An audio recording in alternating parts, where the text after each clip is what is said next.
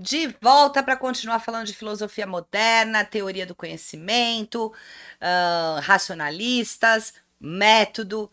E vamos direto para o francesinho que revolucionou a filosofia moderna. Vem comigo.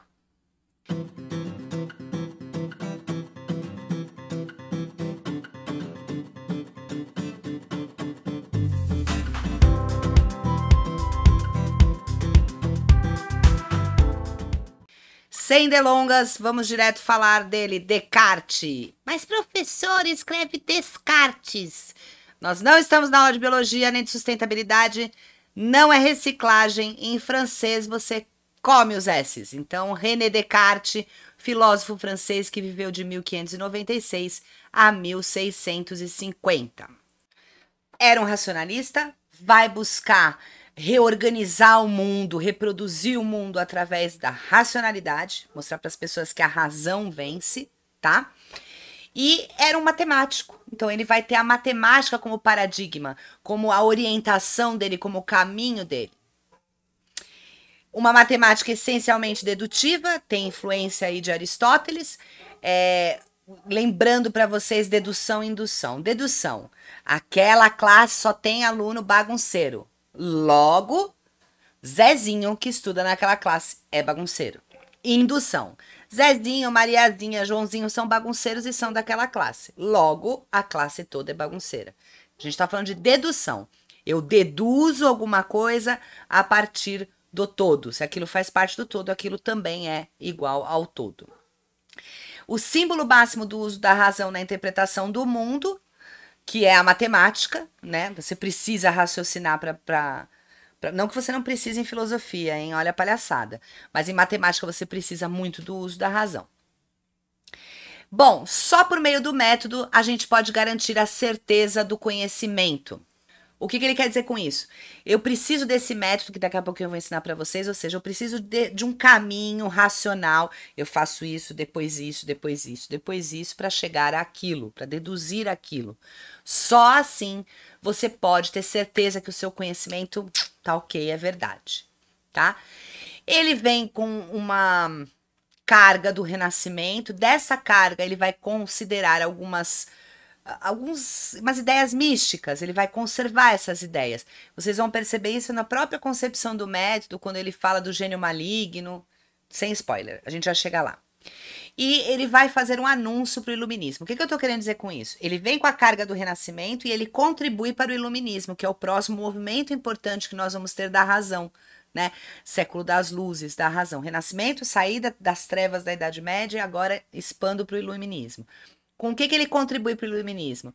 Dizendo que a razão é o instrumento da verdade, a gente precisa ter autonomia intelectual, pensar por nós mesmos, não pode ter ninguém regendo uma autoridade, por exemplo, a igreja, regendo os nossos pensamentos, e se livrar de todas as superstições e instituições que provocam autoridade. Mais uma vez ele está atacando a igreja. Depois ele vai passar um paninho, mas por enquanto é só ataque. Vamos ler essa frase de Descartes.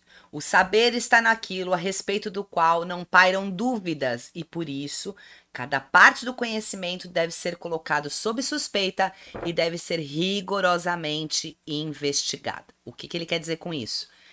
Você tem que suspender tudo o que você acredita. Você não acredita mais em nada nesse momento. Suspenda as suas crenças. E aí vai avaliando uma por uma. Isso é possível? Isso é realmente possível? Será que isso é realmente verdade? Até que sobre uma que você não tenha nenhuma dúvida.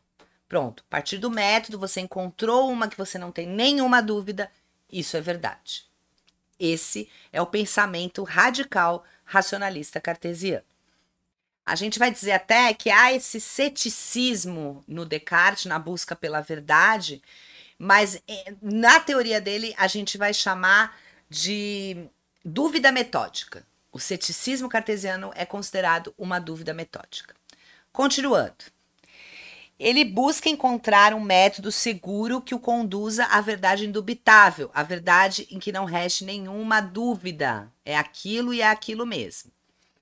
Decepciona-se com as disciplinas de humanidade. Ele vai cursar filosofia, ele vai cursar algumas coisas na área de linguagem, mas não, aqui eu não vou achar nada. Aqui é tudo muito abstrato, eu preciso de coisas mais concretas para a razão. E aí ele se encanta pela matemática, né? Ele vai dizer que a matemática traz para ele a mentalidade científica que ele precisava. Mas como raios eu vou transformar matemática, fórmulas, resoluções para responder perguntas do cotidiano? O que é a vida? Como a gente pensa? Deus existe? Como? Simples. Eu pego as leis da matemática e faço uma relação com as leis da natureza. Fórmulas matemáticas, formulo a natureza e assim eu desenvolvo o meu método, tá? Para isso eu preciso considerar falso tudo que já me enganou ao menos uma vez na vida.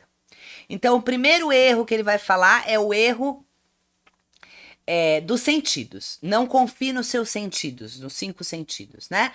Visão, audição, olfato, tato e esqueci algum? Paladar. Um exemplo para isso, quando a gente abre a janela de manhã num dia de sol e olha para o sol, ele é pequenininho. Erro da visão, porque nós sabemos racionalmente e depois de investigar que o sol não é pequenininho. É tão grande quanto o barulho dessa moto que passou, ou maior. E ela continua fazendo barulho. Mas a nossa visão nos engana. Se a gente tomar a percepção do sol pela visão, uma criança que pega o sol, tem a percepção do sol pela visão, ela vai desenhar ele pequenininho no papel. Então isso é um erro, não é verdade. O sentido nos engana. Depois ele vai falar do argumento do sonho. Então, vamos imaginar que eu estou aqui na minha sala, fumando um charuto na minha lareira. E isso é a percepção dele, tá, gente? Porque eu não tenho lareira nem charuto.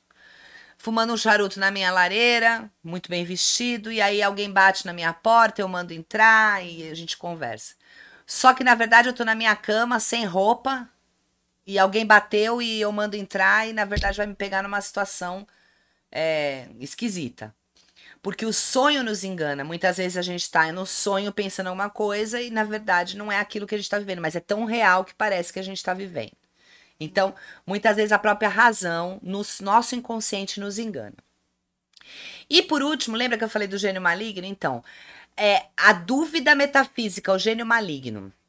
Desde pequena a gente entende que 2 e 2 são 4, né? Desde que a gente começa a aprender matemática. Quem garante? Ó, a doideira do Descartes. E se tiver um gênio que fica sussurrando, um gênio maligno, um demônio, que fica sussurrando no meu ouvido que é 4? E aí eu aprendi que é 4, mas não tem nada que me garanta que é isso. Também não posso acreditar nesses pensamentos que eu me acostumei desde pequena a ter. Então, como que eu posso me assegurar que existe uma verdade? Tem um fundamento seguro que eu não posso duvidar de conhecimento? Pelo método cartesiano. Lhes apresento. Muito bem, o método estabelece 4 regras. A primeira regra se chama da evidência, vocês também vão encontrar como regra da clarência e distinção. Nas palavras de Descartes, não aceitar coisa alguma por verdade que eu não conheça como evidentemente verdadeira. O que eu quero dizer com isso? Todo conhecimento que apresente o menor lapso, a menor falha, tem que ser descartado, tá? Depois, não descartei, não achei falha, tá? Vamos para a segunda etapa com esta verdade, com esta proposição, tá? Análise, método, segunda parte do método da análise. Dividir as dificuldades em tantas partes quanto possíveis. Pego aquela ideia, divido como ela foi gerada, no que ela pode resultar, quais são os questionamentos que ela abrange, quantas pessoas já falaram que não é aquilo, quantas pessoas concordam.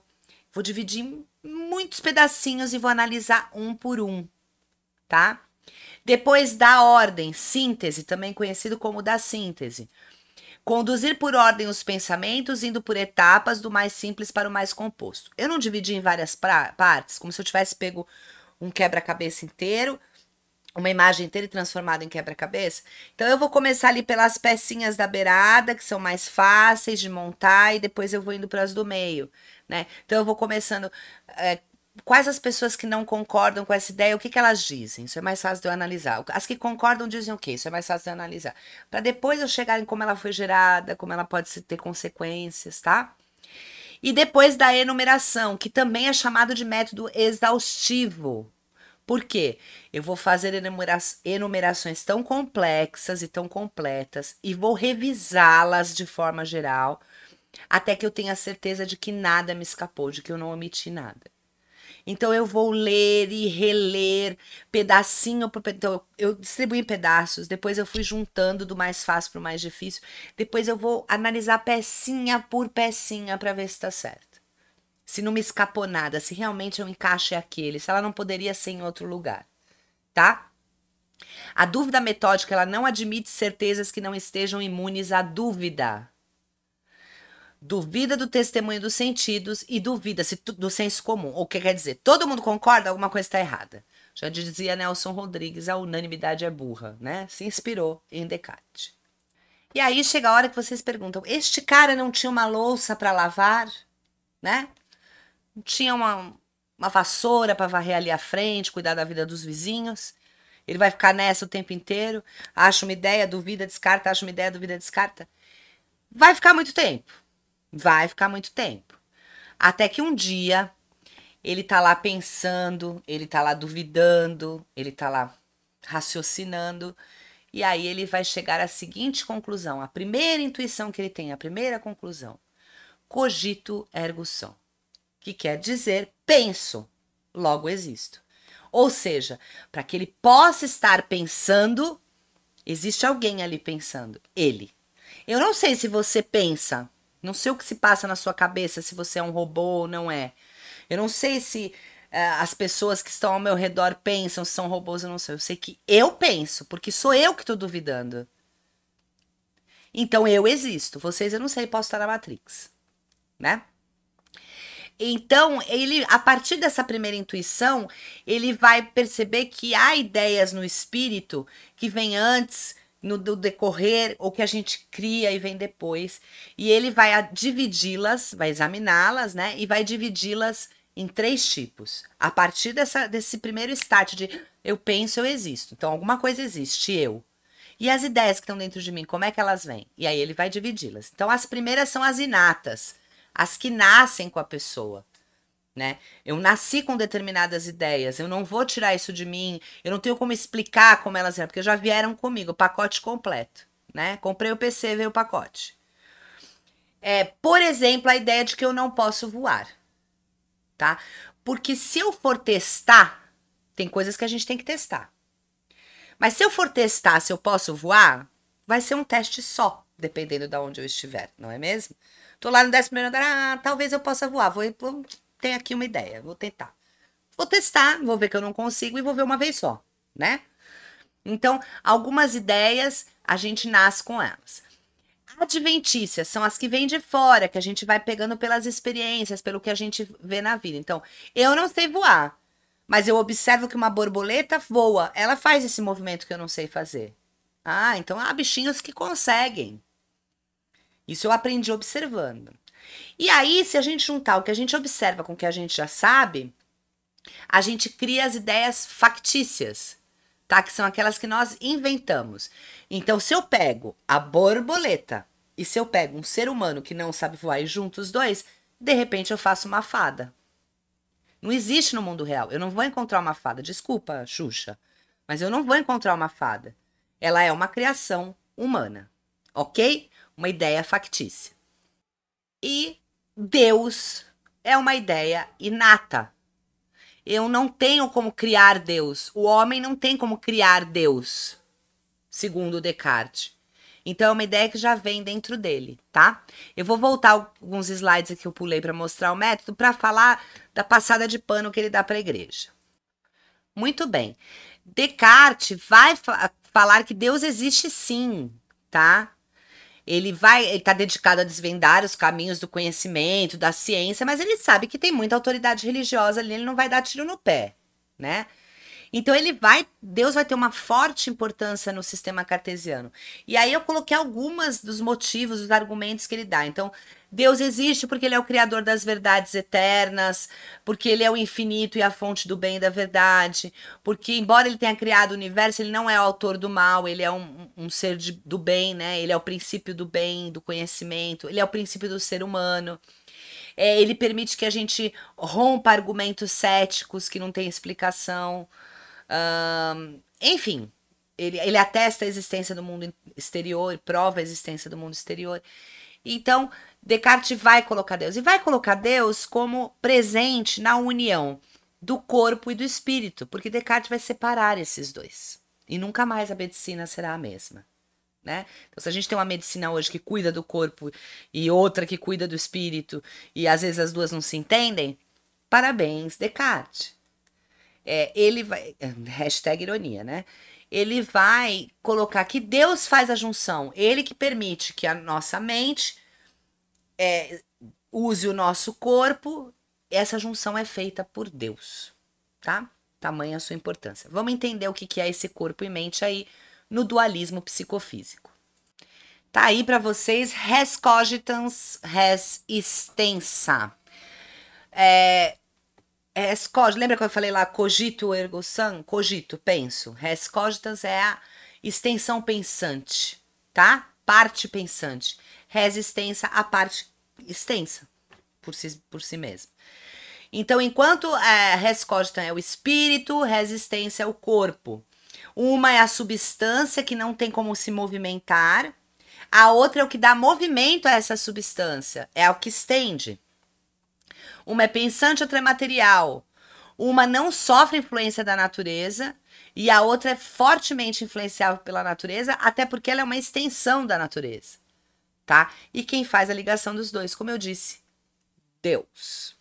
Mas se tem uma coisa que a gente tem certeza, sendo uma pessoa cheia de dúvidas como Descartes ou não, é que tudo nessa vida tem consequências, não é, meu bem?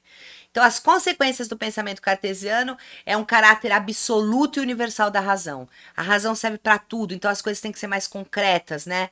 Não dá pra gente ficar fazendo perguntas e questionamentos. E a filosofia é feita de dialética. Eu pergunto, você responde, eu não concordo, você discorda, depois você concorda com uma parte, a gente chega no denominador comum, resulta em outro questionamento. A dúvida está sempre ali, perene. Se ele fala que só a razão é válida, ele mata a filosofia.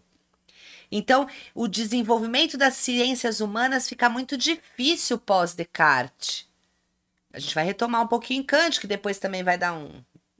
Descartes enfia a faca, o Kant vai dar uma viradinha, né? E a gente só vai retomar muito mais à frente. Descartes estabelece o fim da metafísica. Só é válido o que é raciocinado. Muito bem. Terminamos nossa aula de Descartes. Na próxima aula, a gente vai falar de Spinoza, também um racionalista, mas não tão doidão assim que nem o Descartes. Um cara que não foi punido pela religião por causa do racionalismo, mas por causa dos seus pensamentos meio panteístas. Spoiler dado, ativa o sininho que você vai receber essa aula também. Espero que vocês tenham gostado. Tem alguma coisa para criticar, para acrescentar, para perguntar? Deixa aí nos comentários. Gostou? Curte, compartilha, que é o jeito de eu saber que tá funcionando. Espero vocês na próxima aula.